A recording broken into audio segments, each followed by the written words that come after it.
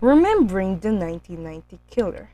Our world remains mysterious. We still have a lot to uncover, especially the disasters and phenomena that continue to wreck thousands of lives. During the last 2 decades, the Philippines, being disaster prone, has suffered several devastating earthquakes.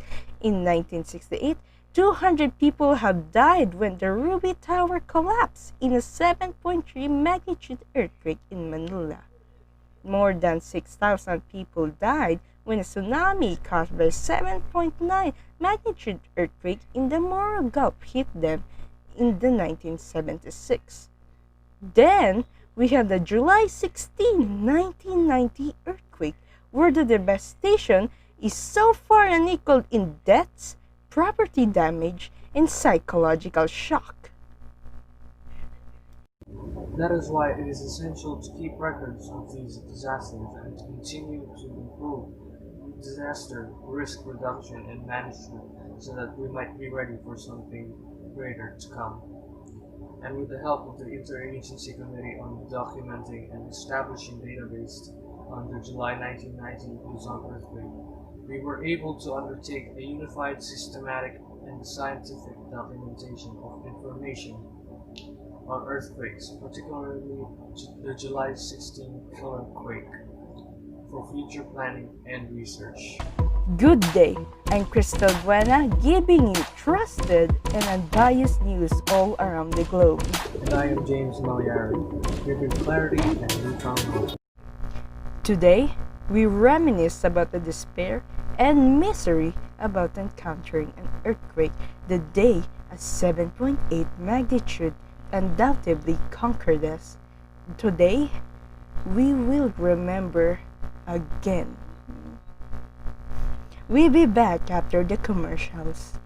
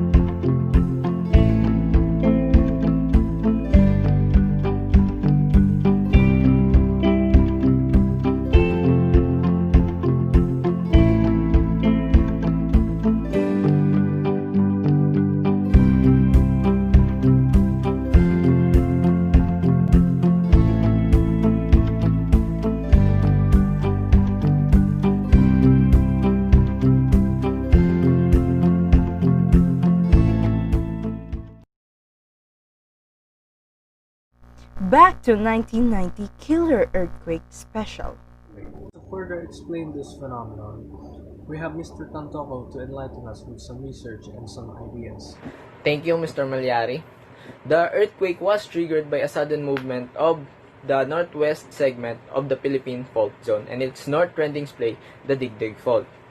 The PFZ is an active fault system that can be traced from Mindanao in the southeastern Philippines going northwest and passing through the islands of Leyte, Masbate, Ticao Island, Bundok Peninsula, Dingilan, Tulingayen, Pangasinan. Now, the earthquake epicenter happened near at the town of Rizal, Nueva Ecija. The surface rupture essentially followed the pre-earthquake active fault trace along the previously identified fault-related geologic and geomorphic features with only slight deviations in certain places. Secondary shears are also present as localized features along the portions of the main rupture trace. The ground rupture was predominantly left lateral. But what is left lateral? If you were to stand on the fault and look along its length, this is a type of strike-slip fault, where the left block moves towards you and the right block moves away, with measured vertical and horizontal displacement varying from 0.1 to 2.5 meters and 0.2 to 6.2 meters respectively. Its movements is concentrated along the main rupture, although the right stepping enechleon and trace discontinuities interrupt the narrow fault trace. The spatial distribution of these enechleon faults suggests that these are surface expressions of fault bends and are more pronounced to the southeast of the epicenter. Thank you, Mr. Adrian Tantoco from Phoebox, and from the latest happenings in Dagupan City, we have Aaron to fill us in. How is the situation there, Aaron? James, as you can see, these buildings behind me were drastically destroyed by the earthquake. Damage to buildings, infrastructures, and properties amounted to at least 10 billion pesos. Areas heavily impacted by the ground rupture were Rizal town proper and nearby towns of Laur, Bongabon, Gabaldon, and Digdig, Puncan in Nueva Ecija, and Imogan in Nueva Vizcaya. The structures directly straddling the ground rupture were damaged as a result of large lateral shifting and substantial vertical displacement. However, some houses within 1 to 2 meters on either side of the ground rupture survived owing to their lightweight construction, while those built on reinforced concrete within the zone suffered partial damage. Damages beyond 2 meters depended mainly on the structural integrity of the building and the effects of local topography and ground conditions. These observations underscore the advantage of using lightweight materials for construction purposes, as well as the need to observe sound construction and design of buildings, particularly in areas close to the ground rupture and in places that may be affected by future movements along active faults. And right now, I am accompanied by one of the lucky survivors of the earthquake. Sir, maaari ho ba kayong magbigay ng inyong naging karanasan habang lumilindol?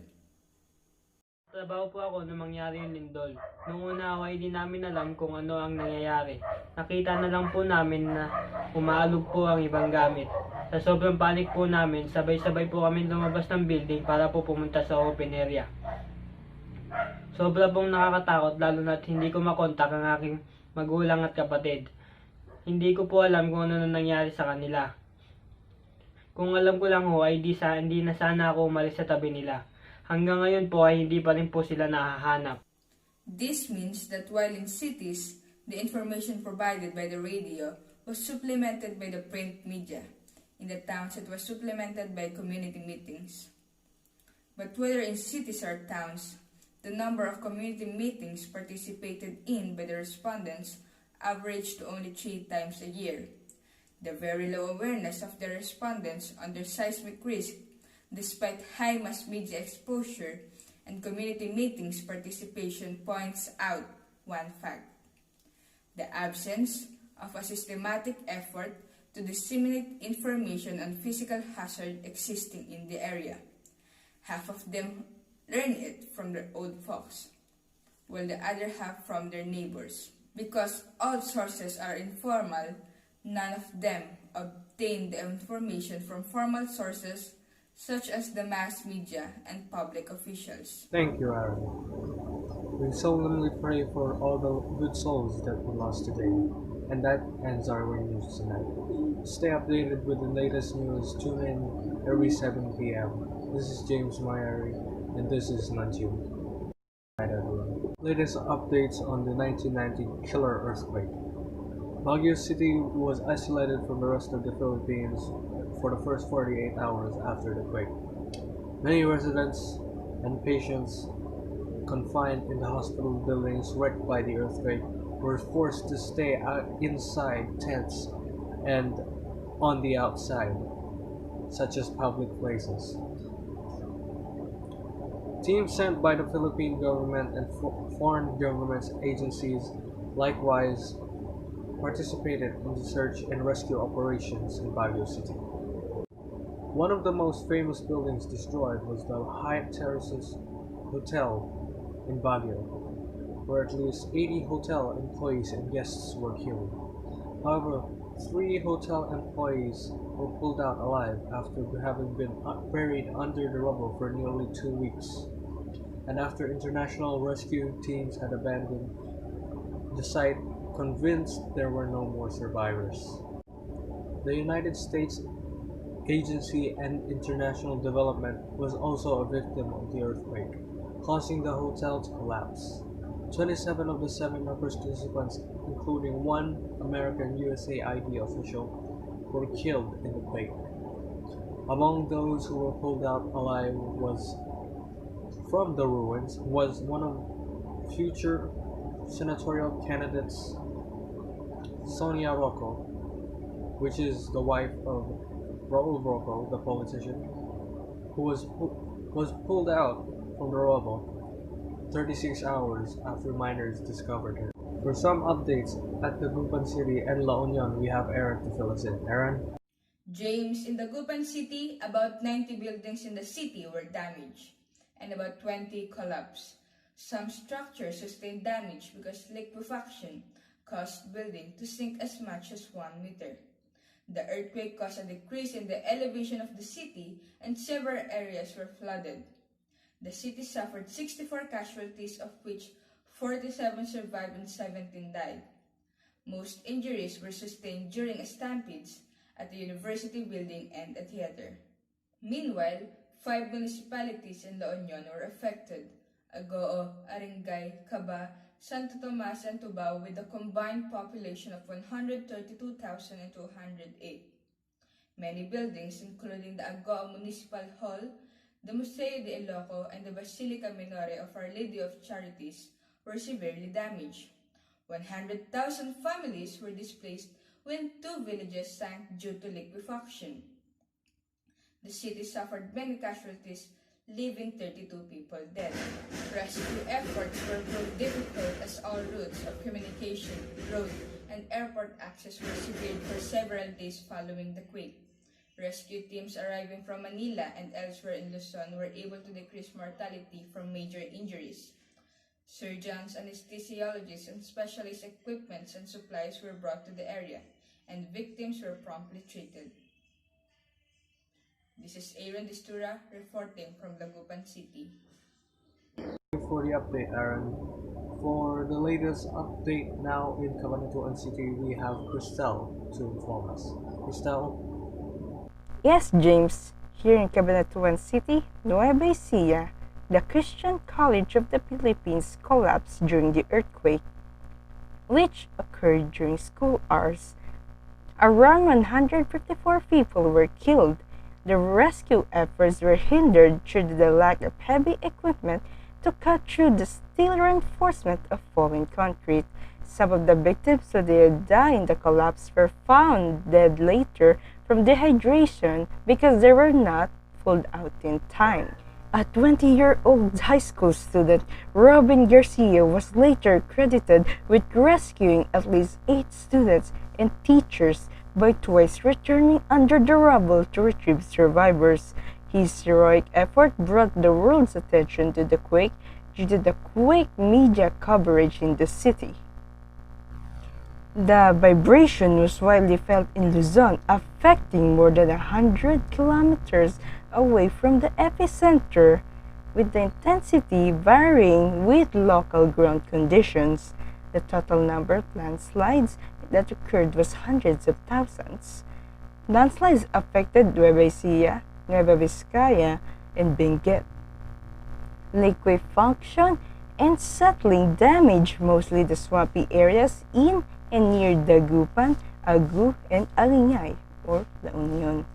These provinces are situated in recent sedimentary environments, four of which exhibited characteristics vulnerability to liquefaction. And we have a special guest to join us, one of the lucky survivors of 1990 Luzon earthquake. Luna? My name is Tuna Tubes, one of the survivors from the earthquake. After 3 days, fortunately, my mother and my siblings were freed from the rubble. But sadly, my father didn't make it. It was tough to start anew without him, but my family needs me, so I did my best to finish my education and find a stable job to sustain our needs. In the end, we found hope and the will to start again. Also, life in Dagupan has been smooth so far. The LGUs are doing their best to prepare for any disaster that may come again. It was like the earthquake did not happen at all, but of course, we can't be so sure. But I just know that we, Filipinos, will overcome it, as we always do, but this time with plan and preparation. Indeed, I am glad that you become successful. Well, that was a good ending to our special look back. But let's not forget all the good souls and the good people who helped us to reach this far with the important information saying everyone and saving everyone they could from the rubbles. This is James Moyar. And Crystal Buena from Nantium. Have a blessed night, everyone.